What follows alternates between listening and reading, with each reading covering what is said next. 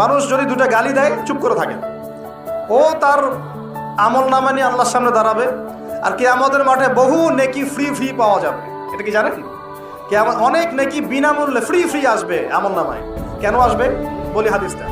নবী সাল্লাল্লাহু আলাইহি ওয়াসাল্লাম বলেছেন, তোমরা কি জানো সবচেয়ে বড় মিসকিনকে, দরিদ্র মানুষকে, মিসকিনকে? সাহাবীরা বলছেন, আমরা তো মনে করি যার সম্পদ কম সেই মিসকিন। নবীজি বলছেন, না, প্রকৃত মিসকিন সে ব্যক্তি নয়। প্রকৃত মিসকিন সে ব্যক্তি যে কিয়ামতের মাঠে উঠবে উহুদ পাহাড়ের সমান নেকি নিয়ে উঠবে। উহুদ পাহাড় দেখেছেন তো? বিশাল পাহাড়। উহুদ পাহাড়ের সমান নেকি নিয়ে উঠবে। নামাজের নেকি, যাকাতের নেকি, হজের নেকি, ওমরার নেকি, বিভিন্ন নেকি।